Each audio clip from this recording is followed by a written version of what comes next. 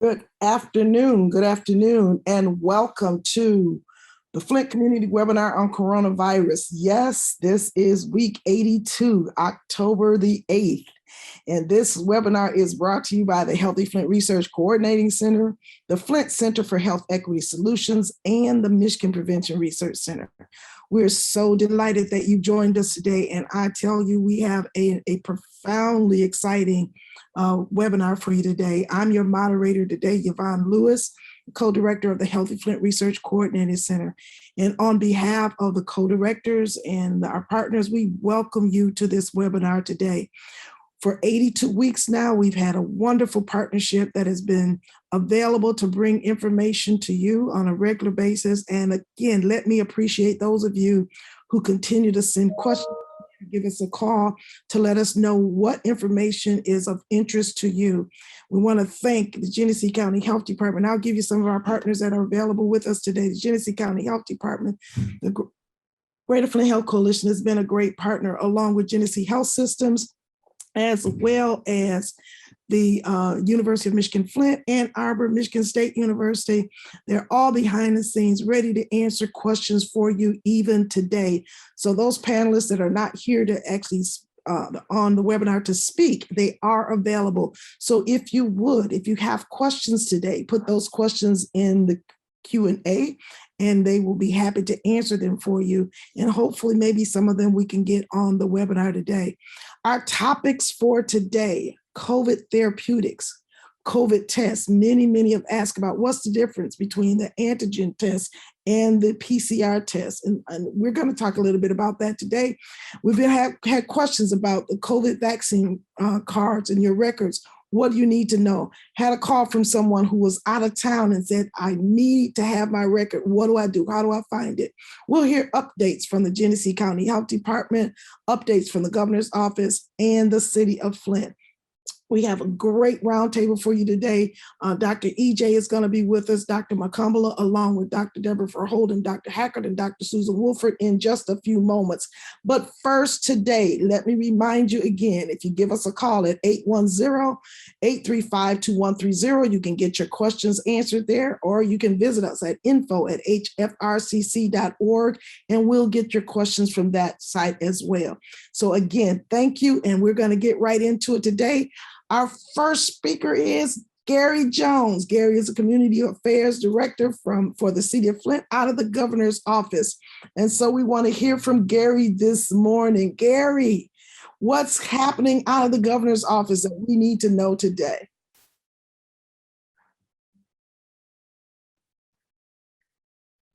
Thank you, Evelina. So the governor recently announced more than 10 million primary series doses of this effective COVID-19 vaccine have been administered to Michiganders. The state also administered more than 207,000 third doses to those who are immunocompromised and booster doses to eligible individuals. To date, 68% of Michiganders aged 16 years or older have gotten at least their first dose of one of the three safe, effective vaccines, bringing the state close to its goal of 70% vaccination. From January to July 2021, unvaccinated Michiganders account for 98% of COVID cases, 95% of hospitalizations, and 96% of deaths. Michiganders ages 12 and older are eligible to be vaccinated against COVID-19. At the 66th annual NAACP Freedom Fund dinner in Detroit this past Sunday evening, Governor Whitmer vetoed several bills that attempted to either suppress the vote in Michigan or perpetuate the big lie by continuing to calculate it that included House Bills 4490, 4837, and 4838. Governor Whitmer also recently released a statement after Canada filed a letter in the U.S. District Court in Michigan indicating that it had formally requested negotiations with the United States regarding the Transit Pipeline Treaty in connection with Michigan's actions with respect to Line 5. The governor said she was profoundly disappointed that the government of Canada chose to invoke the Transit Pipelines Treaty to help Enbridge, a private oil company, keep crude oil running indefinitely through Michigan Straits of Mackinac. The Line 5 pipeline is a ticking time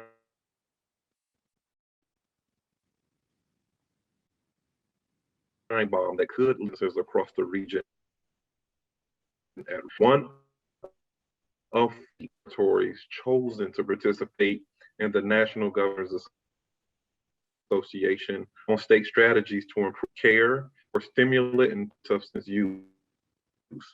The program is the NGA Center for Best Practices and aims to assist states and territories with identifying and integrating best practices to improve care and reduce overdoses among people who use opioids and stimulants or combined substances, which is known as polysubstance use. The state has surpassed the 65% obligation threshold set by the U.S. Department of Treasury for $622 million in rental relief sent to Michigan from the coronavirus aid package passed in December 2020. The COVID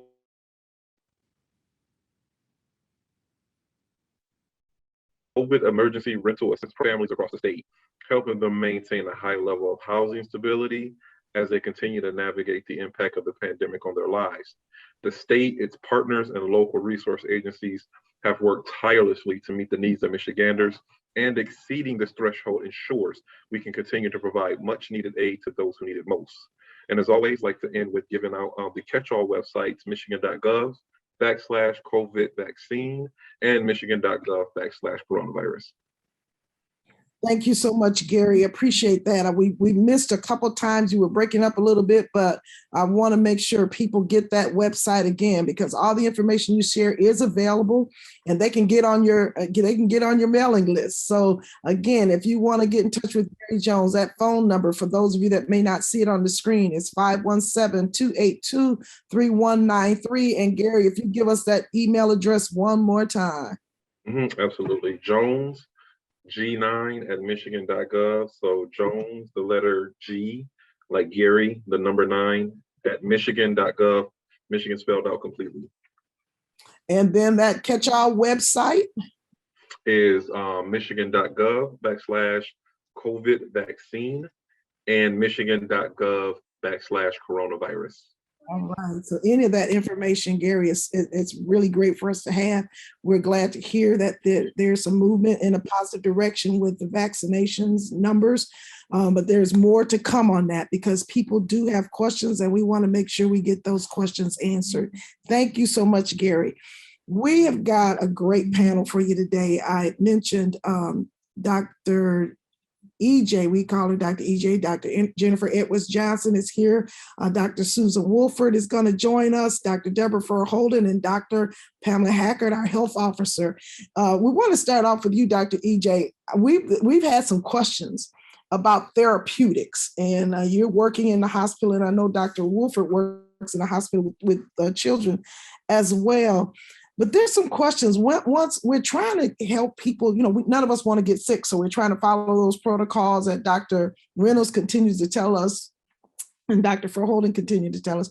But sometimes people do get sick with COVID. What are the therapies that are currently available? Can you talk to us about what we should expect? Dr. EJ, can you come off mute? I realized I was muted. Thanks. I appreciate you starting with the idea that we have to do all we can to prevent getting COVID, right? And I'm a primary care doctor, so I hear prevention, and that's super important to me. I prefer to see patients before they're sick. I see patients for wellness visits to make sure that they're up to date on everything they need to be up to date on so that they don't get sick. In this case, that means talking to my patients about making sure they're vaccinated, making sure they're still masking in all the spaces that they're in, making sure they're using PPE, et cetera. But you're right. Sometimes, despite our best efforts, we find ourselves in some situation where we've gotten COVID. And I think it's important. There are a lot of treatments, and I don't want to get into individual specific names necessarily, but more classes that you're going to hear about and things you should be considering.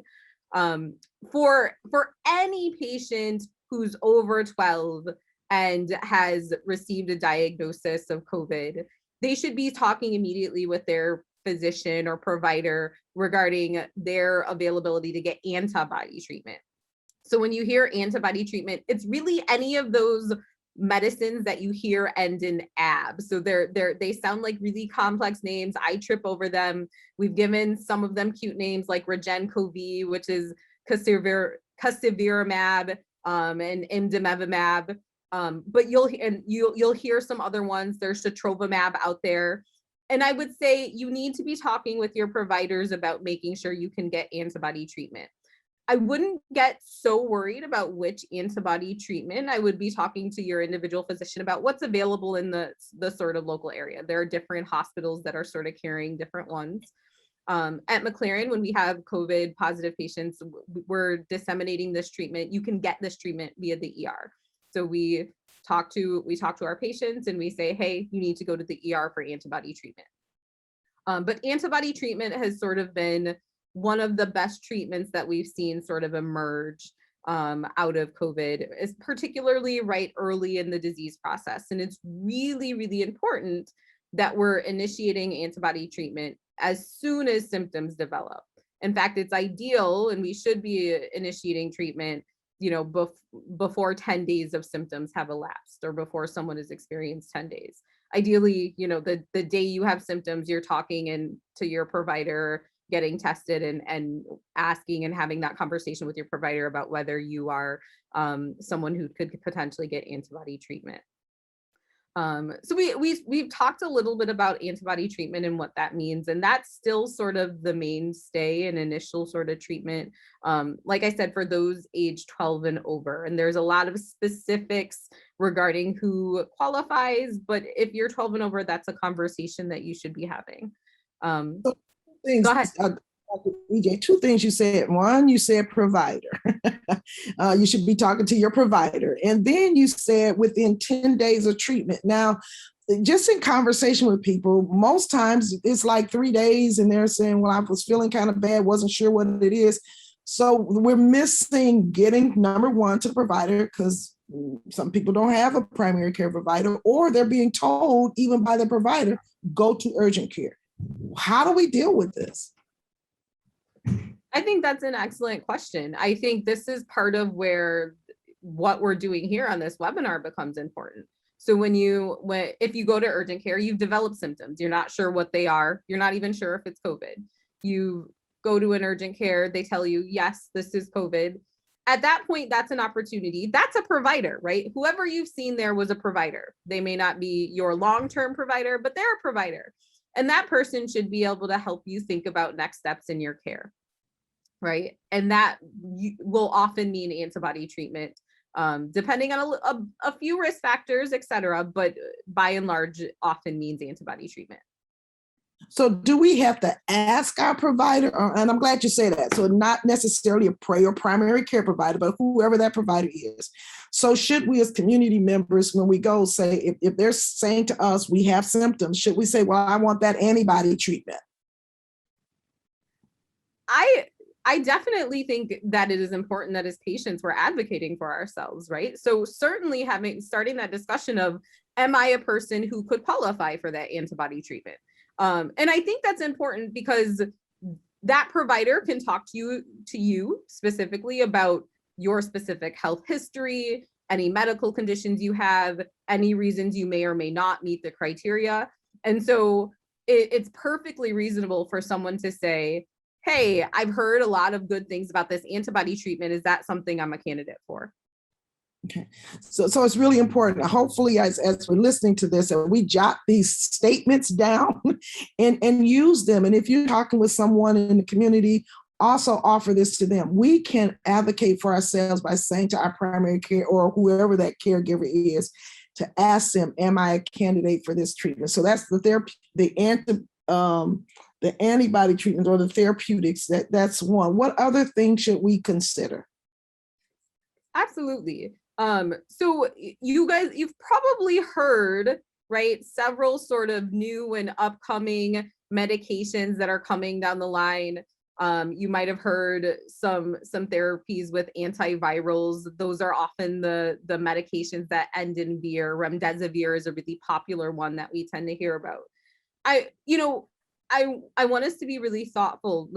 Remdesivir, for example, is a medicine that we primarily use in the hospital. It's not a medicine that we're using usually, for patients or people who are not admitted to the hospital for some reason. And even in the hospital, there's very specific criteria around when we use it. And a lot of that isn't just because there are some patients that we think should get it and some patients who shouldn't. We're really balancing risks and benefits. So there are medications that might have some side effects, and those might be, or there are medications that might work well for people who have some underlying conditions. And all of that is sort of taken into account when we make decisions about medications we start people on in the hospital. But for example, remdesivir is one of those medicines that usually is started in the hospital for people who are requiring oxygen. It's also worth noting, right? I think one of the questions I get a lot is, I keep hearing about new medications, or I heard that remdesivir can be used in this case or can't be used in this case. And one of the things that we're actively doing, particularly in the COVID response, is researching. So we're constantly finding out new data. We're constantly finding out new indications. We're constantly learning whether we can expand treatment to different people and who it's safe to give medications to. And that really helps us to sort of broaden the medications that we can use to treat COVID-19. Thank you, Dr. EJ. You bring about one other point. I know you can't stay the full time with us, so I'm really trying to draw these out from you. I appreciate it. Another really important question about the issue about the importance of knowing our health history. When you talk about different impacts of, risk factors. So it's important for individuals when they go to the hospital or to the doctor to tell them about some other issues that they may be facing, which could help in the decision-making regarding the medications that they're given.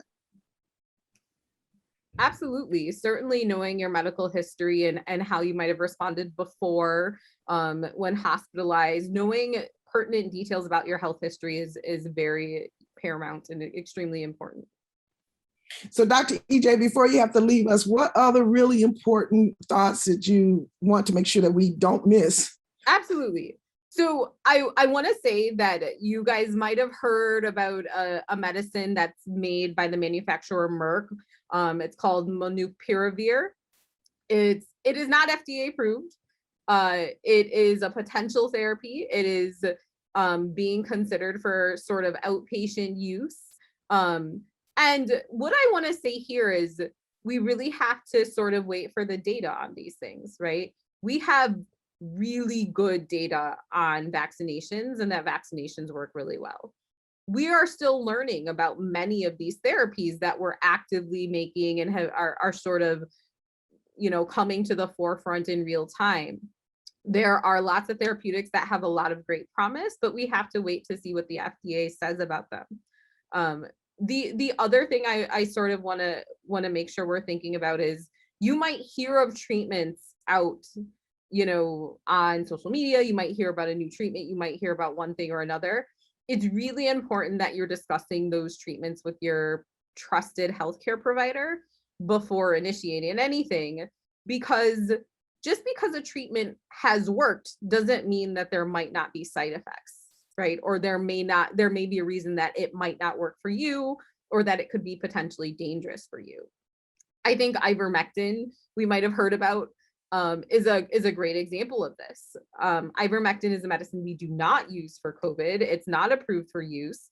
There have been some mixed studies out there. We haven't had the sort of robust study that we really want that makes us feel really good about its safety and efficacy against COVID. And that's an example where you could have a conversation with your healthcare provider and say, hey, I heard about ivermectin. What do you think? And they could talk with you about the risks, why it's not used, why it hasn't been approved, et cetera. And they can answer those questions for you. Thank you, Dr. EJ, just helping us to understand the importance, first of all, that relationship with that primary care or whoever is providing that care for you, and then being able to ask the questions and be thoughtful about those questions that are asked. If you can stay with us for a little while, I'd like to, Dr. You're in the hospital with children, pediatrics. Wonder if you can talk to us a little bit about how parents can advocate for their children because they don't know what to ask for. Well, I think that parents are in the best position to advocate for their children. And providers want to partner with parents, right? The parents know their children the best. The parents know what symptoms they're having. The parents know their child better than anybody else. And pediatricians and providers are there to try to help. And so I think rather than, yes, they must advocate, but they should do that knowing that the providers want to hear from them, want them to call. We have somebody on call 24/7, and we tell somebody, if you have a question at any point in time, you can call and ask that question. I imagine you don't want to call at 3 a.m. for something that's, not incredibly important, but if you're up and it's worrying you, you can call. There will be somebody who can answer that question for you. That's really great. Now, are there particular therapeutics that are different for the adults than there are for children? Absolutely. So there are things, most of the therapeutics are for 12 and above. So when we're dealing with children, we are much more limited in what we can use. We can still use the steroids, of course, that can be used. Dextromethasone has been shown to be helpful, but I believe Dr. EJ would agree that we have far more limited options when we're dealing with children. Dr. EJ, you're nodding. Oh, this is both my doctor hat and my parent hat, right? It's part of the fear of COVID in kids is that our therapeutics are limited, as exactly as Dr. Wolford has alluded to. In addition to the fact that a lot of our kids can't be vaccinated, right? We've still got a large portion of the population of children who don't meet criteria, aren't at the age where they can be vaccinated. So absolutely. All right, let me bring Dr. Deborah in here right now, because we're talking about testing, and there's so many different types of testing. Just from that epi perspective, Dr. Deborah, can you just give us some insights? I know we've been asked about the PCR test, the antigen test, and research is just kind of overwhelming us right now. Well, different tests are good for different things. Some tests will tell you if you are an active case of COVID. Some tests can tell you, because there are a lot of people who had some symptoms or had a known exposure, but aren't sure if they had COVID. Other tests can tell you if you've had it and recovered. So you might not have, active virus, but you'll have antibodies or some kind of response that your body fought it off. So the thing that I wanted to say to people, one, testing is critical. Getting people identified early on so that they can get out of harm's way and not infect others is probably one of the best things we can do to help slow the spread and get the numbers down, right? And so if people are, concerned or questioning what kind of test that would be, you go to a testing site and you say, I've had a known exposure. They'll know what test to give you. You say, I have COVID symptoms. They'll know what test to give you, right? Because a part of me sort of feels like, yeah, I do think knowledge is power, but I think sometimes people can get overwhelmed and inundated with so much information that it becomes confusing. And what I don't want is for people to be confused or be stopped in their tracks because they've gotten overwhelmed or information overload. And I will say in Flint, the one thing I'm really proud of is we have a lot of testing available in community. And the best way, again, for us to bring this thing down is for people to get tested. And Dr. Reynolds calls it cadence testing. The testing should be a function of your exposure. So I'm telling people, if you're going to work Monday through Friday, you should be getting tested once a week. And we have the testing available in community for people to be able to do that. And the old test where they stuck the swab and it felt like it went to your brain, we have so much better tests now.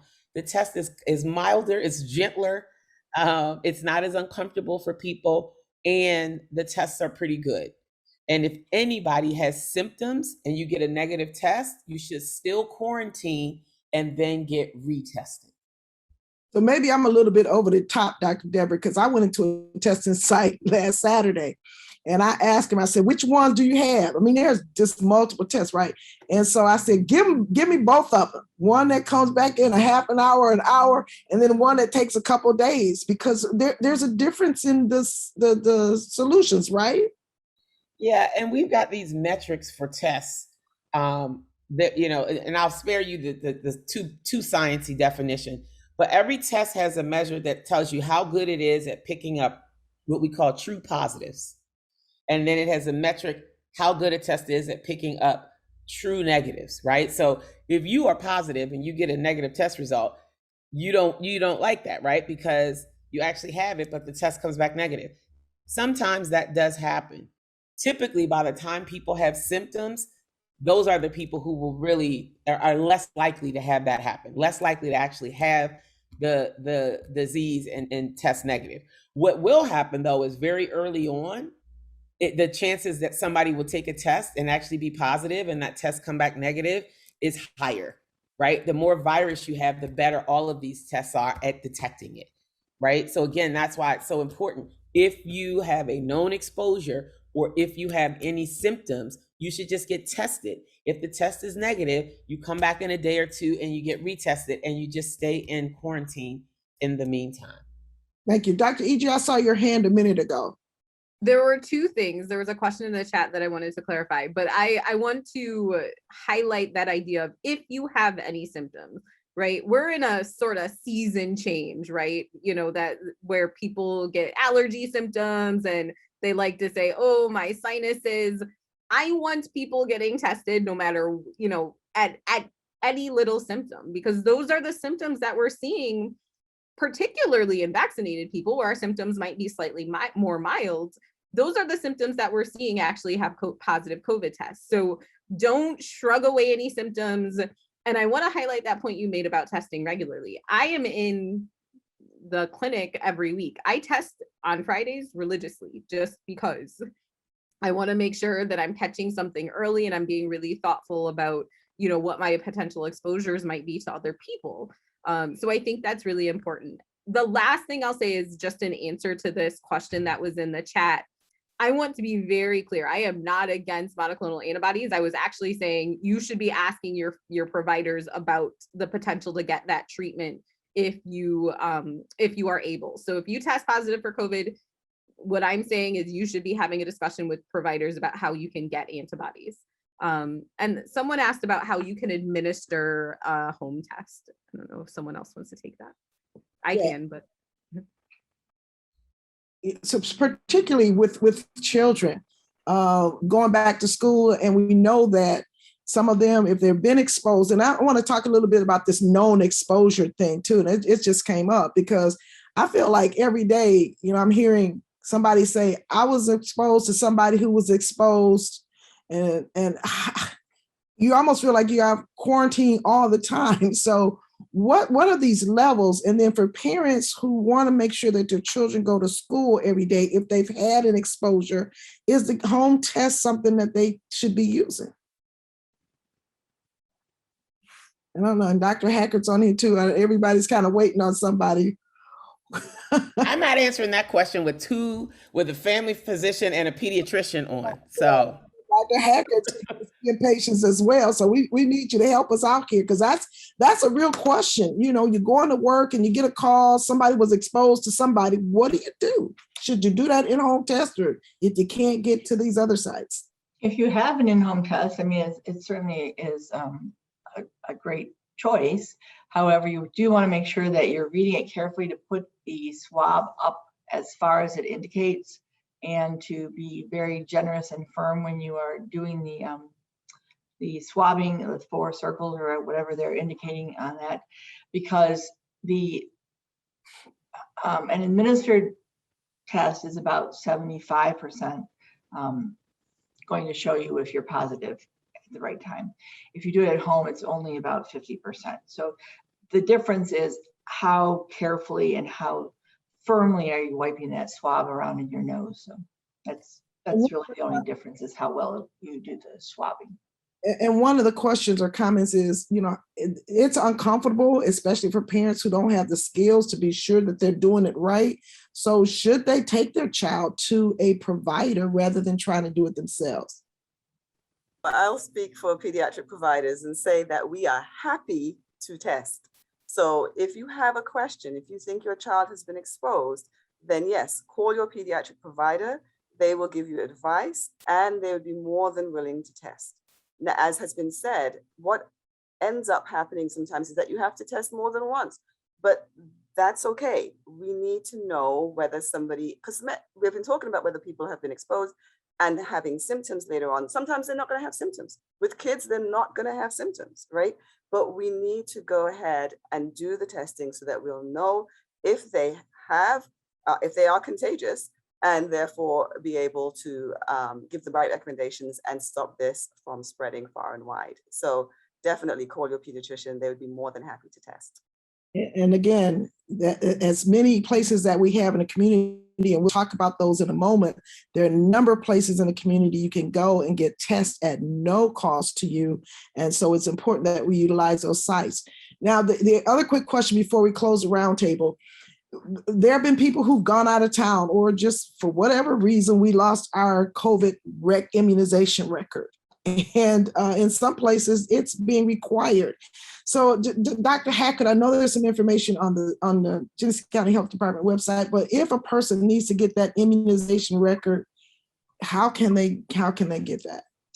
Yeah, so that's under our where to get your COVID vaccine, which is a little bit maybe tricky. You wouldn't be expecting necessarily to look for that link there, but it is there. It kind of paged down a little bit, and it's on online access to immunization records, and it gives you a link to the immunization portal, Michigan MDHHS immunization portal. If you just Google that, you'll find the right site too. You do need to create a account to get into it, but it's wonderful. You know, parents and individuals did not have this option before this last month, so it's very handy to have that. So what we're trying to do, thank you, Dr. Hackett, is make sure we're providing this information to you. And for those of us that know we have family, friends, and just community members that we know they don't know how to use this, they don't have access, let's kind of help them along with getting this information, because those immunization records are critically important. And while we're speaking about immunizations, I was asked to make this quick plug right here that you can come to the Genesee Health Plan today at 2171 South Linden Road if you need a vaccine for COVID, pneumonia, flu, because this is flu season. And if any of the doctors want to say something about that before we close this segment, this is your time. Get your vaccines. You can get your flu and COVID vaccine at the same time. Get the vaccine. I get that question all the time. Yes, you can get both at the same time. I got my booster and my flu vaccine just last week. So get your vaccines. All right, thank you so much. So let's move now. I want to clap because y'all did so good. I've learned so much. Make me feel like I was in a little testimony service right there. So, well, let's talk, Sherelle. Let's talk about where we can get vaccines. You're going to give us a little update on what's happening with the numbers, but then we'll talk about both testing and vaccine opportunities. Yes. Good afternoon, everyone. I don't have the best of news today. In the past week, our trend of new cases by referral date have increased by 14.5%, which is a lot. So we went from 573 cases to 556 within a week. And that's not the direction that we want to go in. So we need you guys to get vaccinated, as well as continue to wear your mask and social distance and test. On the dashboard, you'll see that we are continuing our efforts with immunizations. Over 350,000 of our population in Genesee County have received their vaccine, which brings us up to about 55.2% of all residents who are 18 and older who have at least received one dose, and about 46% of the population who has fully been vaccinated. So we want to continue to raise those numbers so that we can see our case trends go down in the upcoming weeks and months. Next slide. Next slide. So everyone knows, and if you don't know, we did start offering the Pfizer booster dose last week. It's been approved just for Pfizer at this time. We're waiting for Moderna to become approved as a booster dose. However, if you are immunocompromised, you can receive a third dose of Moderna as well as a third dose of Pfizer. Next slide, please. Next slide. And with that being said, we have our upcoming clinics on the screen. You'll see our upcoming clinics and times. These are standing clinics we have on Tuesdays, Wednesdays, and Thursdays throughout the Genesee County community. On Tuesday, we're always at Our Lady of Guadalupe from 12 to 2 p.m. where we offer Moderna and Pfizer. And on Wednesday, you can find us between 10 and 12 at Central Church of the Nazarene, and there we have all three of the vaccines, Pfizer, Moderna, and Johnson & Johnson. And if you can't make it out to those early in the day clinics that we offer, we do offer a clinic on Thursday afternoon/evening at Shiloh Baptist Missionary Church. And that's between 3 and 6 p.m. And you can receive your Moderna and Pfizer. It does not matter if you received your first or second dose somewhere else. You can come to any of our clinics and we'll be happy to give you that third dose or booster shot, depending on what your situation is. And like I said earlier, in order for us to get our case trends down, we have to continue practicing good health habits. And one of those is getting tested, especially when you know that you've been in large crowds or may have traveled. So on the screen, there are a list of testing sites. I do need to take Genesee Community Health Center off. That's for those who work there only, but you can visit your local Walgreens and Rite Aid in Genesee County at gchd.us. We do have a list of those local addresses for which Walgreens or Rite Aid you can go to. And then we have Hamilton Community Health Network, as well as Word of Life Church, Macedonia Baptist Church, and Bethel United Methodist Church, which also all offer free testing. Then for our homebound residents, Genesee County Health Department, we can get to you. So if you give us a call at 810-344-4800 or visit our website at gchd.us, we can schedule an appointment to come out to your home and get you vaccinated.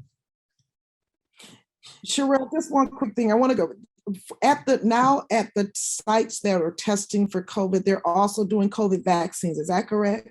Yes, at our new locations, we do have vaccinations at some of the churches. So are they doing both the Moderna or all three? Both the Moderna, Pfizer, and for the 2 doses, and then the Johnson & Johnson, or is there a difference? I am not sure which ones they offer. I believe just the Pfizer and Moderna, but I could be wrong. Okay, so we'll check into that and make sure, but we do want individuals to know if you go to the sites for testing and you have not been vaccinated, that's an opportunity for you as well. But let's do what we can to stay vaccinated. We get a lot of questions about what do we do if we're exposed? And one of the things, just to repeat, if you're exposed, just make sure you're getting tested so you'll know what your status is. What I was given to understand is that when we do this testing, we're also helping us to catch cases earlier, which is going to be helpful for us as well. Thank you, Sherelle. Appreciate you sharing with us. We're going to go to our next segment now, and we're going to go to the city of Flint, and we're going to hear from Kiana Towns, the manager of public health. Good afternoon, everybody. Happy Friday. Just a couple of updates out of the mayor's office here at the city of Flint, beginning with most of the residents have probably seen the announcement that the city of Flint has a new waste collector, Priority. And there are details on the city's website. They did start on October 1st. So we see new trucks in our neighborhood. I think they're yellow, big, large yellow trash trucks. And also Priority has shared that if for any reason a resident's trash is not picked up, they can contact Priority at 855-WASTE-65. 855-WASTE-65. So please let them know if for any reason the trash has not been picked up at your home. Just a reminder about the Small Business Initiative downtown on Sundays, each Sunday through the month of October, ending on Halloween. It's Food Truck Sunday from 3 p.m. to 6 p.m. So we've got October 10th, 17th, 24th, and 31st left this month. So please bring your families downtown and participate in Food Truck Sundays. This past week was Fire Prevention Week, and the Flint Fire Department had an appreciation lunch. I think it was on Monday. Other community activities were to bring awareness to the measures and precautions in an effort to prevent fires occurring in our community. So again, there's information on the city's website around Fire Prevention Week. And then finally, just a reminder that every Saturday, Mayor Neely does his community update show. It is available via AM radio at WFLT 1420. It is also live on Facebook from the City of Flint's website. So you might be able to catch those city updates there as well. Thank you. Thank you so much, Kiana. And I did see the big yellow truck, and I was wondering about the big yellow truck in the neighborhood. So while I got you here, we know that we're doing the new trash pickup. Is that also the recycling? Are they the same company? Yes. Thank you for that clarification. Yes, the same company will be picking up the recyclables, and it will happen weekly. Okay. Because that was a big question. We were trying to figure out which week to put out the recycle. So now we can just put it all out every week. And yes, that is going to be taken care of. Thank you so much for that update. Really appreciate it. You are very welcome. All right. So now we're going to talk a little bit more about some data. Dr. Deborah, we were looking earlier at the information from the city and talking about the data dashboard. And now you're going to also give us some information from some additional data. Dr. Deborah. Yeah, so Sherelle said it. We're not kind of going in the right direction. Our testing, and again, I know I already said it, but I'm gonna really underscore this, and I want people to be partners in this. You know, we talk about this testing positivity rate as an example. That is, of the people who are testing, what percentage of them are coming back positive? It gives us some good indication of spread in the community, but only if a lot of people are getting tested. It's not as good of a measure when what's happening is people who are sick or people who are symptomatic only are getting tested, right? If you have a lot of people getting tested, you know, independent of whether they have a known exposure, independent of whether or not they have symptoms, but just because they've been out in the world, that measure then really does tell us something. So it's been sort of hovering around 10%, which kind of leads me to believe that a lot of people who don't have symptoms are likely not getting tested. So, you know, kind of take that with a grain of salt, but be an ambassador. People have to get tested, and you shouldn't wait just until you have symptoms to get tested. Because chances are by the time you have symptoms, for the people who have symptoms, you've probably infected so many people. It would have been better to get tested just on some regular schedule as a function of how much you're out and about so that you don't infect other people. The real power in testing is testing people and getting them identified very early and away from others. So we got to keep going with the testing. Yes. Can I ask you a quick question? Because when you talk about that testing to really know, I heard a term the other day, and I heard it some time ago, but it really surfaced again. And help me to understand that this is related to what you're talking about, endemic versus pandemic. Okay, so endemic is how much disease we just sort of expect to have in a population, right? Epidemic is when whatever that normal expected rate is, we far exceed it. We say now it's epidemic. And then pandemic is when you have an epidemic, so a lot of disease far outside of any expected norm that affects, multiple parts of the world, right? Pan is that prefix for global. It's like a global epidemic. And I read this really interesting article by the Dean of Brown, a guy by the name of Ashish Jha. He does a lot of work, a lot of media stuff, and has really been a kind of credible voice nationally around COVID. And he made a comment about something that I found really interesting. And he said that flu pandemic of 1918, do you know we just live with flu now? Like, we didn't get rid of that. We just figured out how to live with it. Right? So COVID is now going to, here come Dr. Hacker. She said, oh, wait, I got to chime in on this. Jump in, Dr. Hacker, jump in. I would just add one little piece to that, because I totally agree with you. But the other piece of endemic is that when your health system is prepared to deal with it. And right now we are not. Okay, so that's why we're still in the pandemic or epidemic. Both. Both. Yeah. Okay. Yeah. But COVID will become endemic now. And I'm saying COVID, I'm using sounding the lay terms, COVID is the disease caused by the virus. The virus is now with us. It's just with us. And the testing, so I guess since it's just with us, are we going to have to continue this testing process like we're doing right now?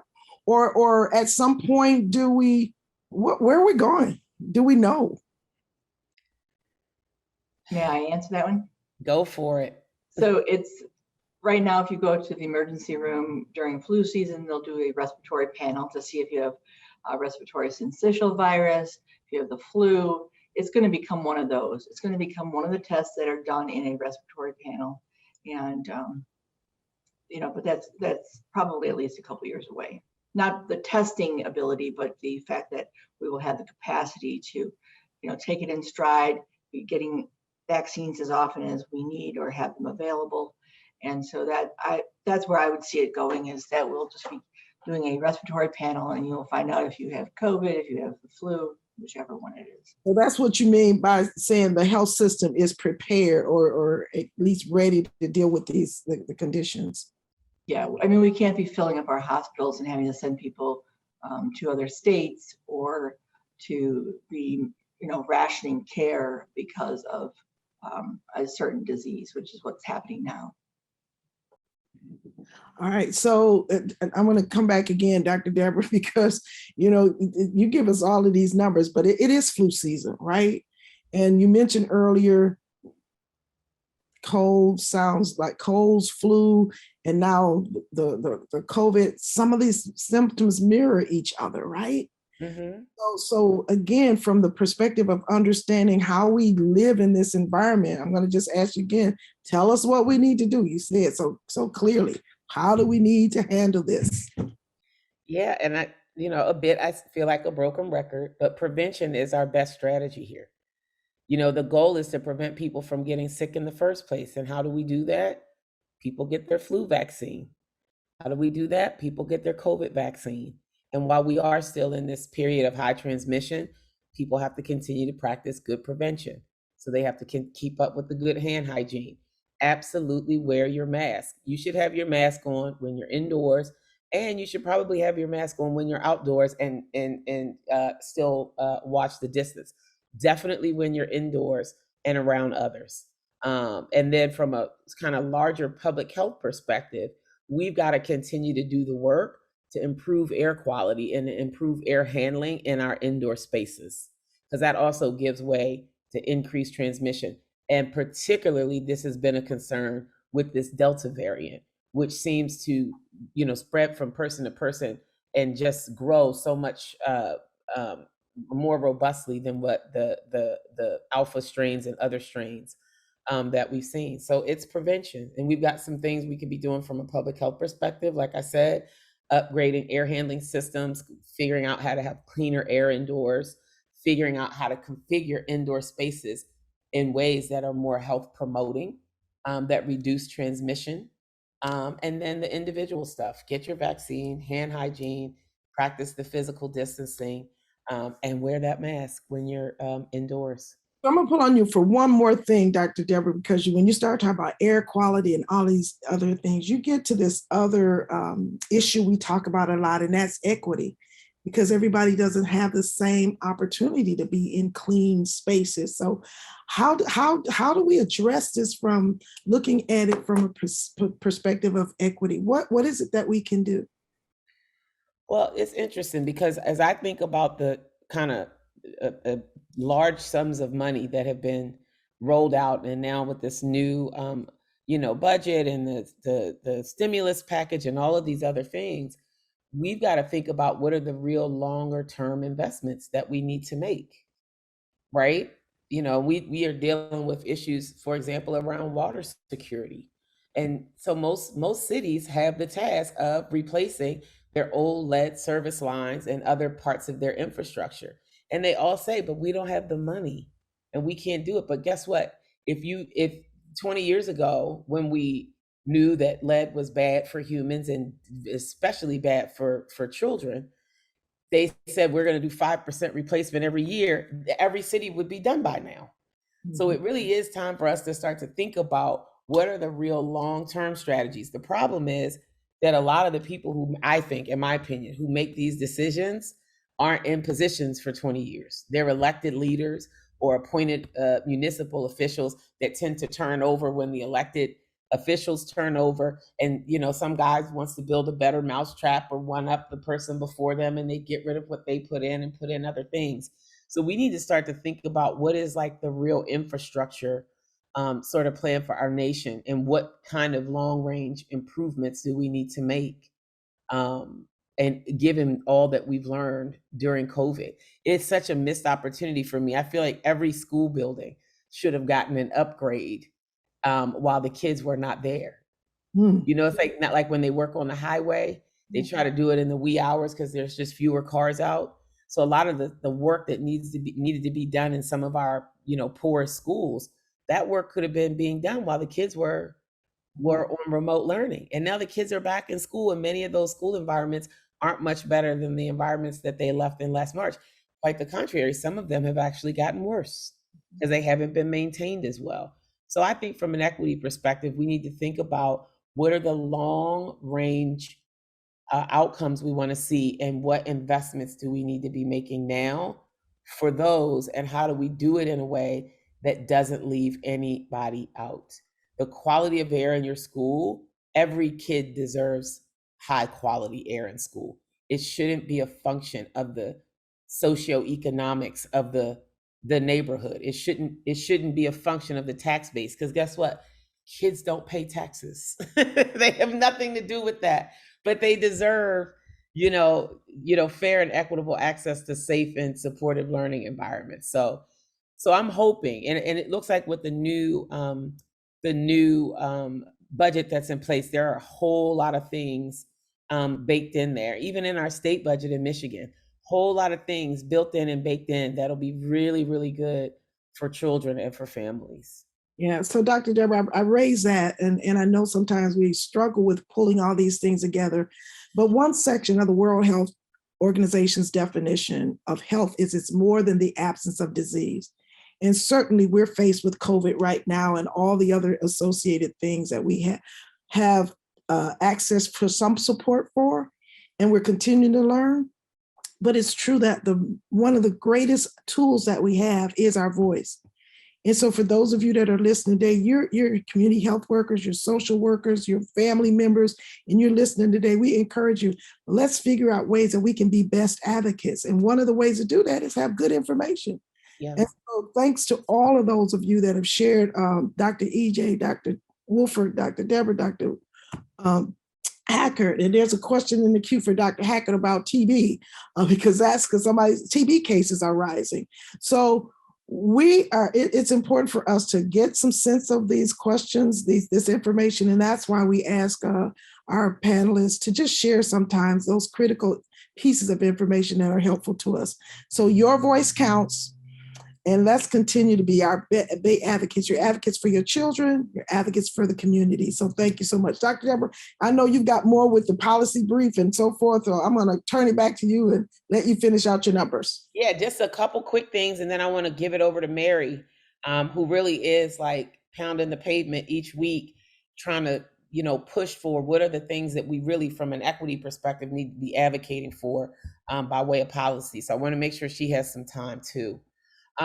These are the numbers. I really love this CDC metric, probable cases. It helps to get us closer to what the actual numbers in our community might look like, because again, remember, COVID cases are only a function of COVID testing. If you don't get tested, it's been hard and difficult to figure out how to get those people counted. It gives us a much better sense. And you can see next week, we'll add in what we call the lag cases. So those are the cases that have occurred in this past week, but their results haven't come back yet, or they haven't made it into the database. So it looks like in Flint, we have a decrease over last week, but it's really slight, because really what you're doing is you'd almost be stopping at those 2 red bars and trying to compare those. So we'll have a better sense next week of exactly where we are. But again, encouraging people, stay the course, don't take your foot off the gas, and just know that geographically, the spread is intensifying. If you look at, we've got these side-by-side maps that show, oh, sorry, I skipped ahead one.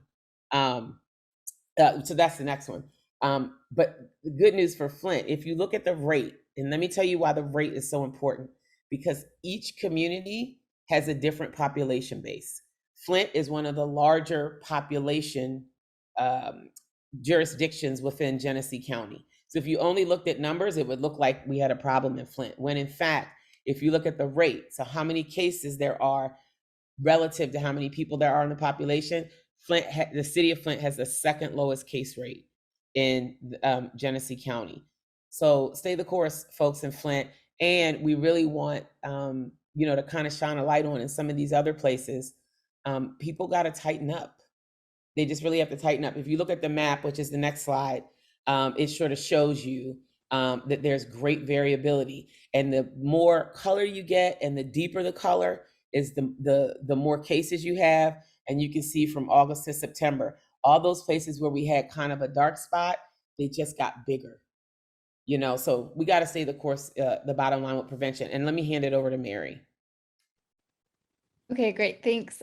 So I'm really glad you guys just brought up about people getting left behind, because I do want to bring up one group of our workforce that was kind of left behind in the Michigan's fiscal year 2022 budget, were other support and essential support workers and staff that do not include direct care staff. So they were left out of a $2.35 increase that was renewed for hero pay. And so the reason why this is so important is because so housekeepers, launders, dietary aides, other types of essential support staff were really left out of this, and this really affects our staff in nursing home settings, which, as we know, are congregate care settings that have been really hit hard and impacted by COVID. So all the more reason to make sure that the staff of these facilities are being paid at way above